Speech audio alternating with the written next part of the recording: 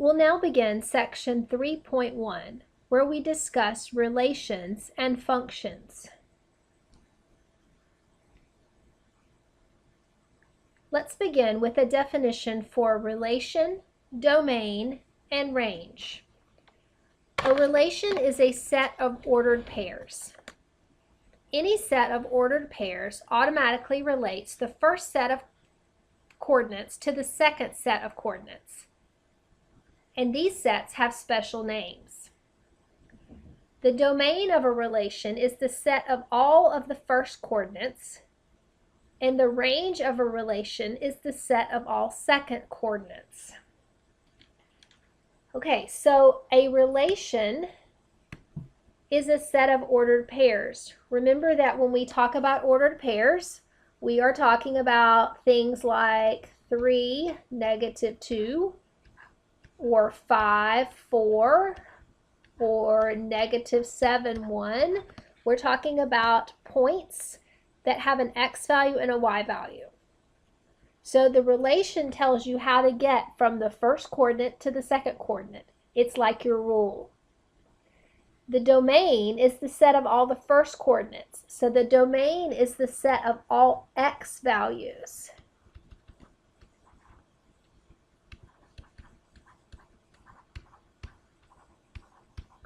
And the range is the set of all second coordinates. So the range is going to be the set of all y values.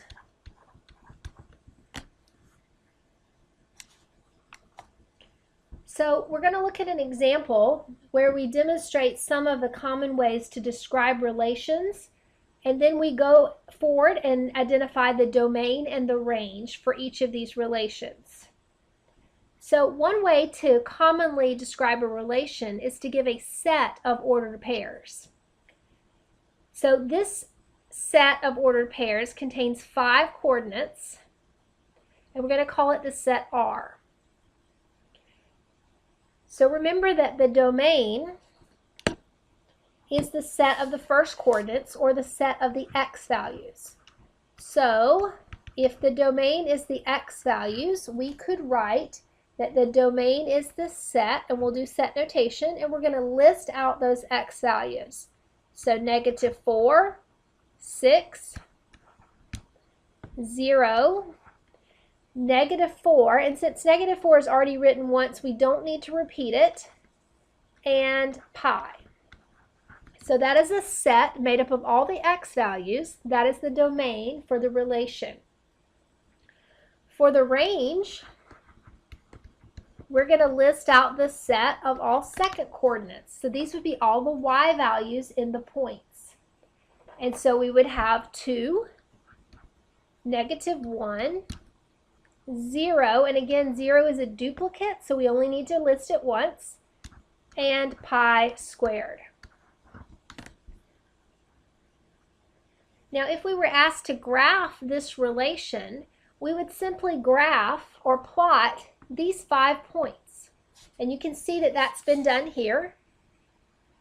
Right? We've taken the 5 points. For example, we took the point -4, 2.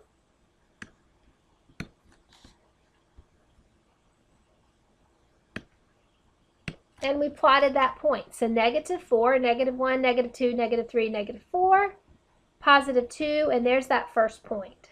All right, so if we plot all 5 points, we have a graph of the relation. We can also describe a relation by using an equation, like -3x plus 7y is equal to 13. All right, we know how to graph this relation. Remember from our last section that if we wanted to graph an equation like -3x plus 7y is equal to 13, that one way to do that would be to plot a couple of points through a table of values. So for example, I might use the point 0 for the x, and if I plug a 0 in for the x,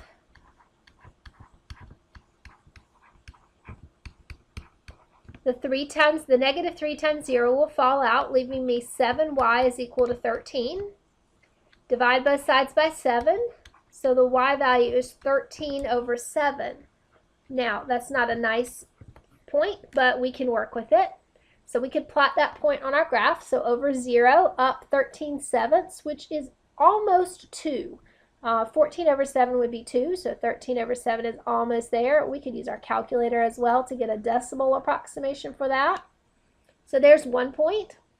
We could also put a 0 in for the y and work that one out. So negative 3x plus 7 times 0 is equal to 13. The 7 times 0 would fall out, leaving me negative 3x is equal to 13. Divide both sides by negative 3. And we have negative 13 over 3, which is roughly 4 1/3. So we would go over a negative 4 and a little bit and go up 0. And we could place a point right about here. And remember that once you have 2 points, then you can connect them if you know that it is a linear equation, and draw your line.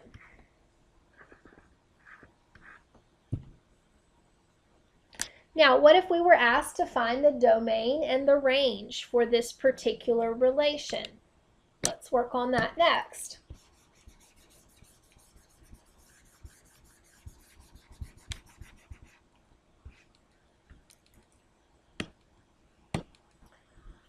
So again, remember that your domain is your set of x values. Now, the problem here is that the last example that we had, we could simply list out the x values in those ordered pairs. But this relation has an infinite number of ordered pairs. If you think about how this line is constructed, it's constructed with lots and lots of points that merge together into a line. So it would be impossible for me to write down all of the possible x values. And so we can make it easier on ourselves if we think about the fact that the line continues in both directions forever. Therefore, all real numbers are used as part of the domain. We could come up with any x value and plug it in and come up with a y value. And so the domain for this relation is the set of all real numbers.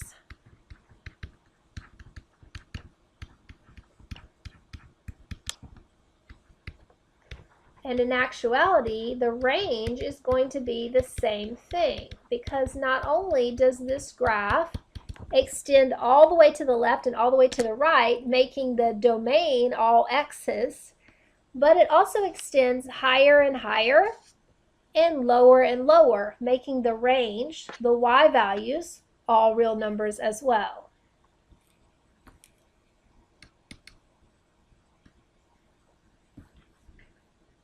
Another way to describe a relation is shown in the picture below.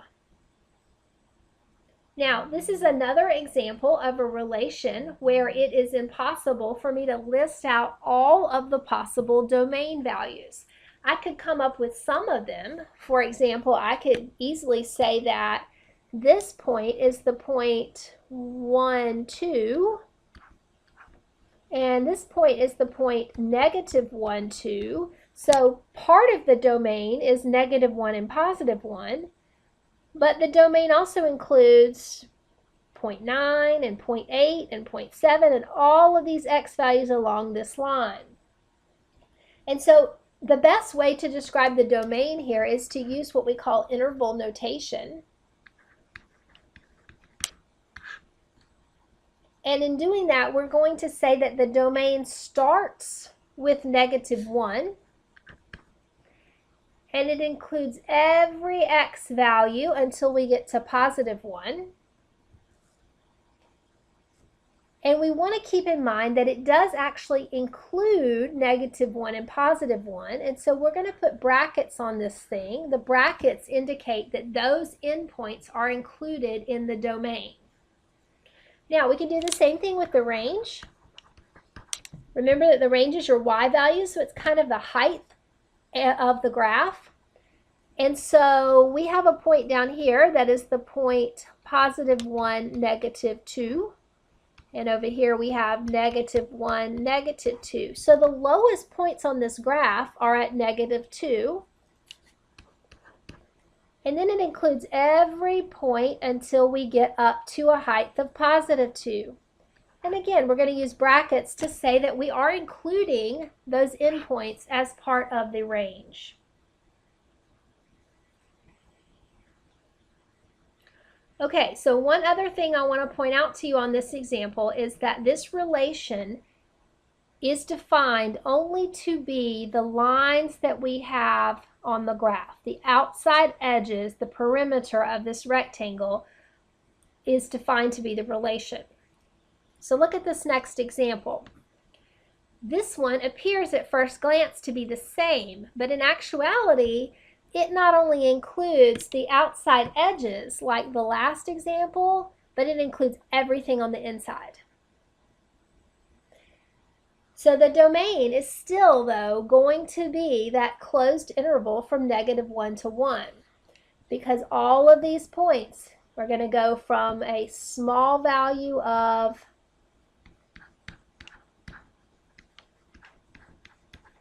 -1, it's going to include everything in between, to +1. So my domain is going to run from -1 to +1, just like in the other example. And the range is going to run from a low point of -2 to a high point of 2. Again, the difference is that this one includes all the points inside the rectangle as well.